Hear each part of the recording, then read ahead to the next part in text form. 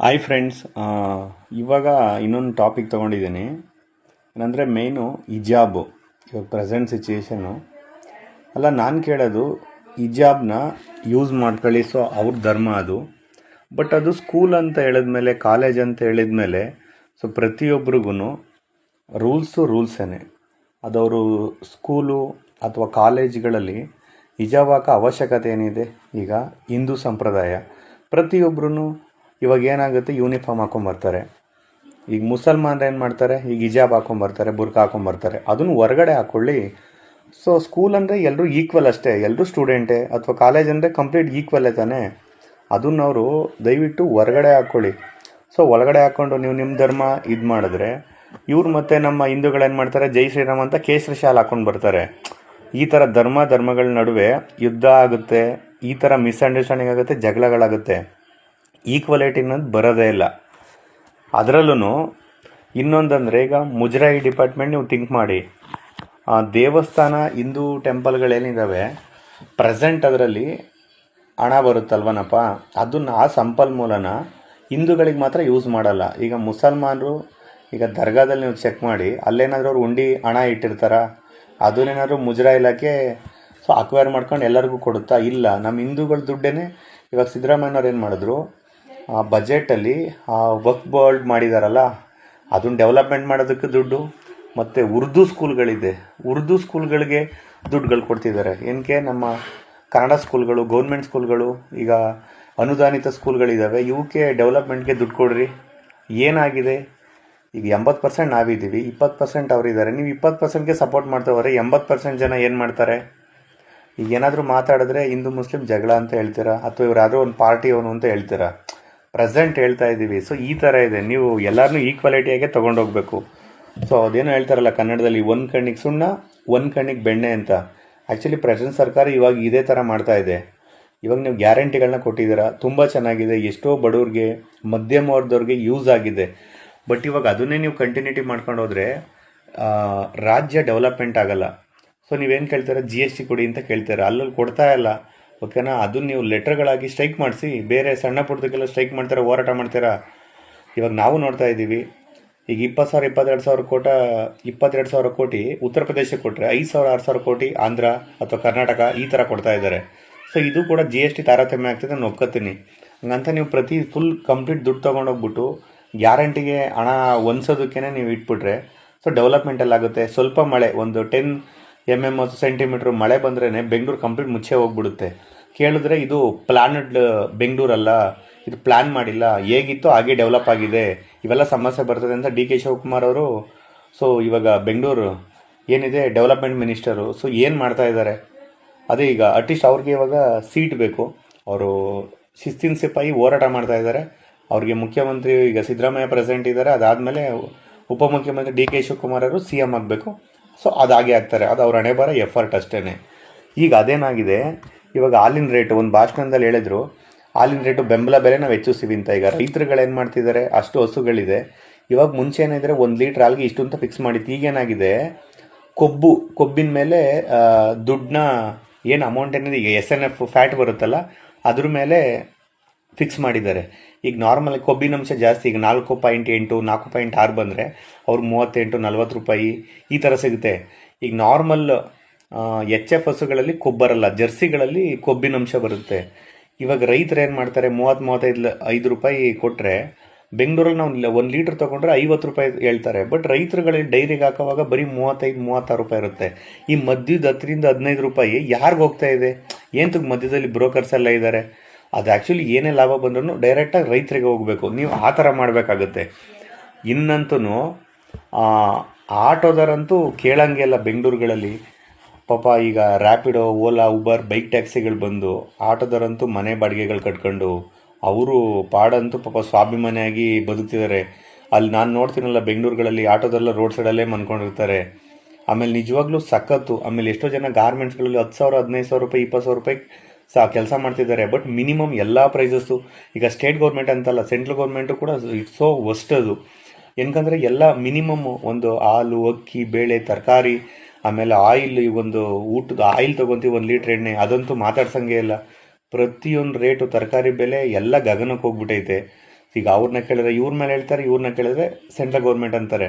ಇಲ್ಲ, ಆ್ಯಕ್ಚುಲಿ ನಾವು ಜನಸಾಮಾನ್ಯರು ಸಾಯ್ತಾ ಇದ್ದೀವಿ. ಇವಾಗ ಸೈಟ್ ರಿಜಿಸ್ಟ್ರೇಷನ್ಗೆ 18% ನೀವು ಜಾಸ್ತಿ ಮಾಡಿದ್ದೀರಾ. ಒಂದು ಸೈಟ್ ನಾವು ಬಡವ್ರು ಎಲ್ಲಿ ತೊಗೊಳಕ್ಕಾಗುತ್ತೆ? ಇವಾಗ ಹಾಲಿಗೆ ಡೈರಿಗೆ ಹಾಕ್ತಾರೆ ರೈತರು. ಈಗ ಇಂಡಿ ಬೂಸ ರೇಟ್ ಜಾಸ್ತಿ ಆಗಿದೆ, ಬಟ್ ಹಾಲಿನ ರೇಟು ಸೇಮ್ ಪ್ರೆಸೆಂಟ್ ಅದೇ ಇದೆ. ಮತ್ತು PVC ಪೈಪ್ ರೇಟು ಅದನ್ನು ಜಾಸ್ತಿ ಮಾಡಿದ್ದಾರೆ. ಅದು ಇವಾಗ ಗ್ಯಾಸ್ ಸಿಲಿಂಡರ್ ಪ್ರಾಬ್ಲಮ್ ಇತ್ತು, ಅದಕ್ಕೋಸ್ಕರ PVC pipe 1-2 inch PVC pipe ಬಂದು 400 ರೂಪಾಯಿವರೆಗೂ ಆಗಿದೆ. ಸೊ ಈಗ ಏನಾಗಿದೆ, ದುಡ್ಡಿರೋರು ದುಡ್ಡು ಮಾಡ್ಕೊಂಡು ಸೆಟ್ಲ್ ಆಗ್ತಾ ಇದ್ದಾರೆ. ಬಡವ್ರಂತೂ ಅವ್ರನ್ನ ಕೇಳಂಗಿಲ್ಲ, ಅವ್ರು ಸತ್ರು ಬಿಡಿ.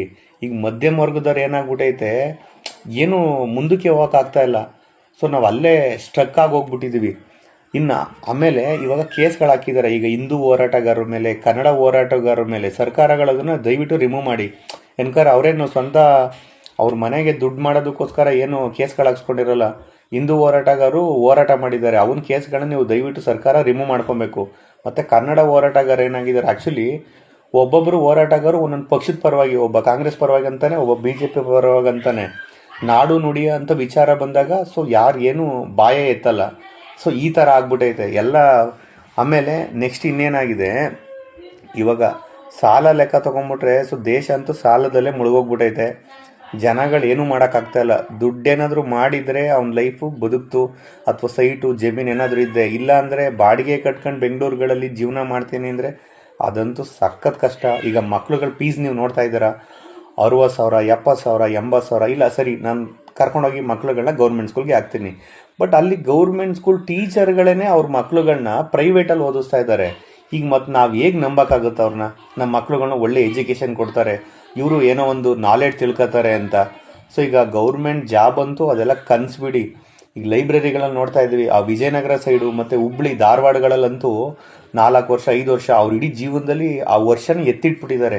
ಪಾಪ ಒಂದು ಪಾರ್ಟ್ ಟೈಮ್ ಏನೋ ಕೆಲಸ ಮಾಡಿಕೊಂಡು ಲೈಬ್ರರಿಗಳು ಓದ್ಕೊಂಡು. ಈಗ ಸ್ಕ್ಯಾಮ್ಗಳಾಗುತ್ತೆ. ಆ ಸರ್ಕಾರ ಈಗ PSI ಸ್ಕ್ಯಾಮ್ ಇತ್ತು. ಆ PSI ಸ್ಕ್ಯಾಮ್ ಆಗಿದ್ದಾಗ ಆ್ಯಕ್ಚುಲಿ BY ವಿಜೇಂದ್ರ ಏನಿದ್ದಾರೆ ಪ್ರೆಸೆಂಟು, ಸೊ ಅವ್ರ ಕಡೆಯಿಂದನೇ ಅದು ನಾನು ಓಪನ್ ಆಗಿ ಹೇಳ್ತಾ ಇದ್ದೀನಿ. ಆಮೇಲೆ BJP ಅವ್ರು ಬಂದರು, ಇಲ್ಲ ಕಾಂಗ್ರೆಸ್ ಅವ್ರು ಮಾಡಿದ್ರು ಅಂತ ಹೇಳಿದ್ರು. ಈಗೇನಾಗಿದೆ ಸರ್ಕಾರಗಳು, ಆಮೇಲೆ ಇವರು ಏನಪ್ಪ ಯಾವುದು ಈಗ ಮಾಡಿಲ್ಲ ಪ್ರೆಸೆಂಟು. ಅಟ್ಲೀಸ್ಟ್ ನೋಡಿ, ಸ್ಟೂಡೆಂಟ್ ಅಂತೂ ವೆಯ್ಟ್ ಮಾಡಿ ಅಲ್ಲೇ ಸತ್ತಿದ್ದಾರೆ ಬಿಡಿ. ಅದಕ್ಕೆ ನಾನು ಹೇಳ್ತೀನಿ, ಜಮೀನುಗಳಿದ್ರೆ ದಯವಿಟ್ಟು ಊರುಗಳಲ್ಲಿ ಯಾರು ಜಮೀನುಗಳನ್ನ ಸೇಲ್ ಮಾಡೋಕ್ಕೆ ಹೋಗಬೇಡಿ. ನಿಮ್ಗೇನಾದರೂ ಒಂದು 2-3 ಎಕರೆ ಜಮೀನಿದ್ರೆ ಅಡಿಕೆ ತೆಂಗು ಹಾಕಿ ಕಮರ್ಷಿಯಲ್ ಬೆಳೆಯೋದು, 4 ವರ್ಷ ಕಷ್ಟಪಡಿ, ಓಕೆನಾ? ನಿಮ್ಗೆ ಇನ್ಕಮ್ ಬರುತ್ತೆ, ನೆಮ್ಮದಿಯಾಗಿ ಜೀವನ ಕಟ್ಕೊಬೋದು. ಇಲ್ಲ ಬೆಂಗಳೂರುಗಳಲ್ಲಿ ಸೈಟ್ ಇದೆಯಾ, ಸೈಟ್ಗಳಿದ್ರೆ ಮನೆಗಳು ಕಟ್ಕೊಳ್ಳಿ, ಬಾಡಿಗೆಗಳನ್ನ ಕೊಡಿ, ಲೈಫ್ ಏನಾದರೂ ಒಂಚೂರು ಡೆವಲಪ್ಮೆಂಟ್ ಆಗುತ್ತೆ. ದುಡ್ಡಿದ್ರೆ ಪರವಾಗಿಲ್ಲ, ಏನೋ ಒಂದು ಜೀವನ ನಡೀತದೆ. ದುಡ್ಡಿಲ್ಲ ಅಂದರೆ ಜಗತ್ತಿನಲ್ಲಿ ಏನೂ ಇಲ್ಲ, ಸಂಬಂಧಿಕರು ಇಲ್ಲ, ಯಾರೂ ಆಗಲ್ಲ. ನೆಕ್ಸ್ಟು ಇವಾಗಂತೂ ಪ್ರೆಸೆಂಟು ರೂಪಾಯಿ ಮೌಲ್ಯ ಅಂತೂ ಹೇಳಂಗೆ ಇಲ್ಲ.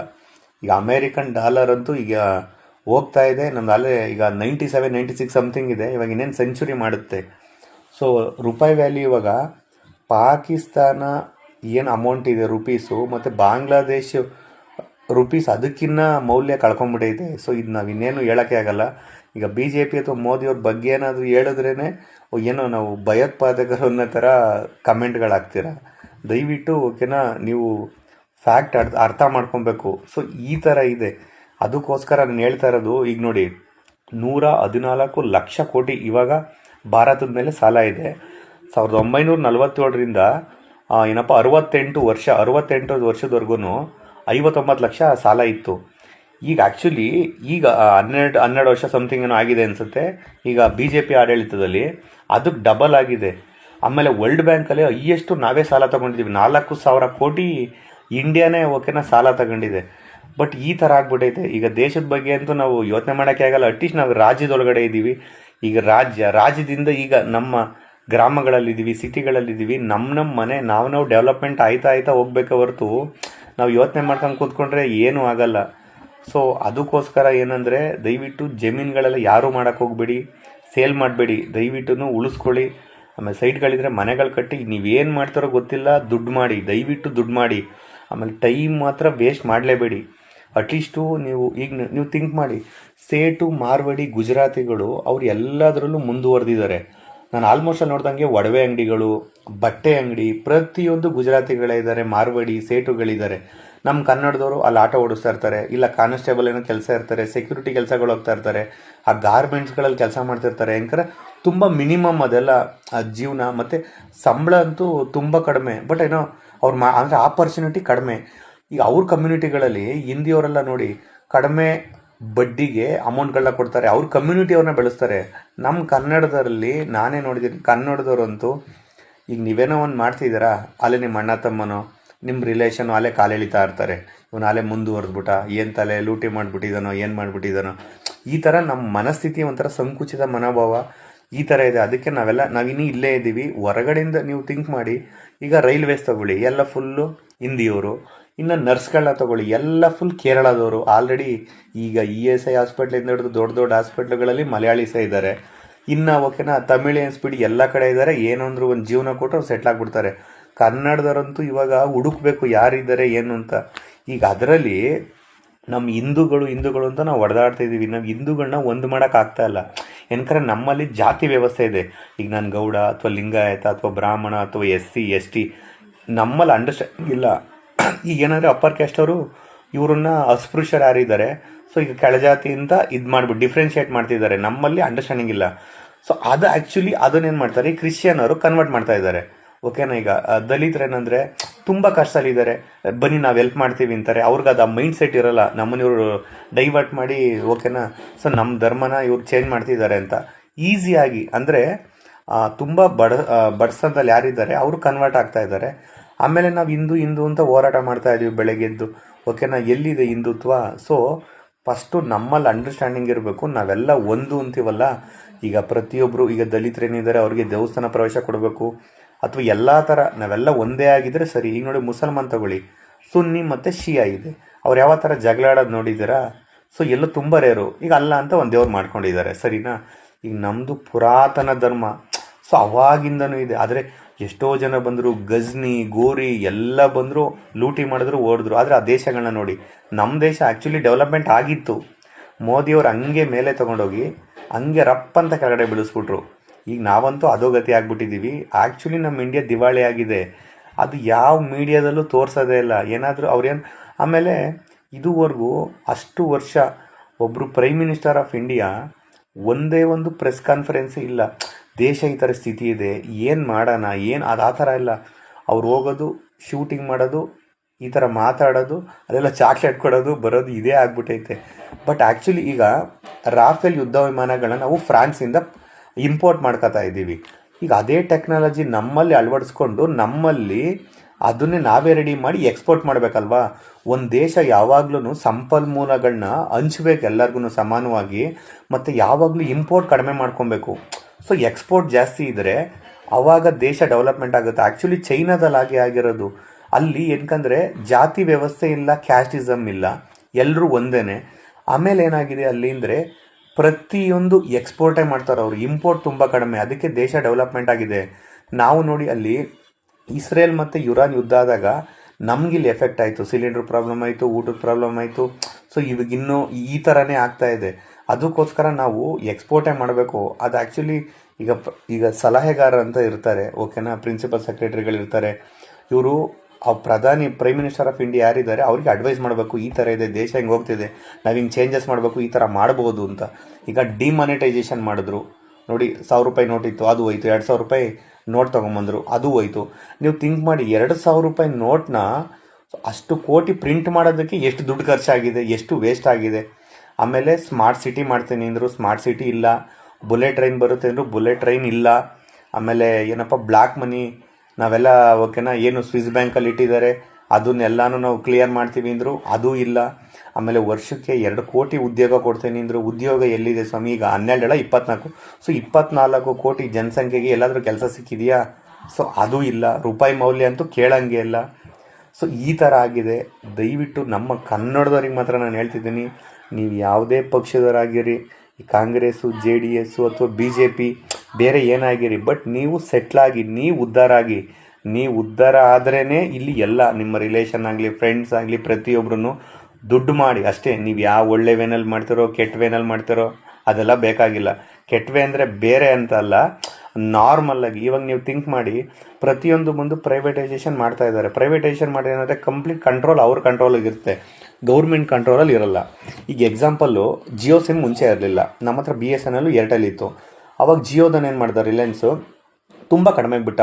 ನಾವೆಲ್ಲರೂ ಅವಾಗ ಜಿಯೋ ಸಿಮ್ ತೊಗೊಂಡ್ವಿ. ಆಮೇಲೆ ಏನಾಗೋಯ್ತು, ಏರ್ಟೆಲ್ ಮತ್ತು BSNL ನೆಟ್ವರ್ಕ್ ಕಡಿಮೆ ಆಯ್ತಾ ಹೋಯ್ತು. ಸಬ್ಸ್ಕ್ರಿಪ್ಷನ್ ಬಂದು ಇದಕ್ಕೆ ಜಾಸ್ತಿ ಆಯಿತು. ಅವಾಗ ನಾವೇನು ಮಾಡಿದ್ವಿ, ಎಲ್ಲ ಜಿಯೋಗೆ ಹೋದ್ವಿ. ಈಗ ಜಿಯೋದನು ಆ ಮಗನ ಮದುವೆ ಅಂತ ಅವಾಗ ಕಂಪ್ಲೀಟ್ ರೇಟ್ ಜಾಸ್ತಿ ಮಾಡ್ದ ಮದುವೆ ಟೈಮ್ನಲ್ಲಿ. ಇವಾಗ ಜಿಯೋ ಏರ್ಟೆಲ್ ಸೇಮು 349 ಸಮಥಿಂಗ್ ಏನೋ ಇದೆ ಮಿನಿಮಮ್ಮು. ಒಂದು 28 ದಿನ ವ್ಯಾಲಿಡಿಟಿ, 1.5 GB ನೆಟ್ಗೆ. ಇವಾಗ ಅವನೇನಾದರೂ ಮತ್ತೆ ಜಾಸ್ತಿ ಮಾಡಿದ್ರೆ ನಾವು ಜಾಸ್ತಿನೇ ಕೊಟ್ಕೊಂಡು ಹೋಗಬೇಕು. ಏನಕಂದ್ರೆ ಏರ್ಟೆಲಿಗೆ ಪೋರ್ಟ್ ಆಗೋಣ ಅಂದರೆ ನೆಟ್ವರ್ಕ್ ಇಲ್ಲ. ಸೊ BSNL ಆಲ್ರೆಡಿ ಅದು ಮುಚ್ಚಾಕ್ಬಿಟ್ಟಿದ್ದಾರೆ ಗೌರ್ಮೆಂಟವರೇ ಸೇರಿಬಿಟ್ಟು. ಈ ಥರ ಆಗಿದೆ.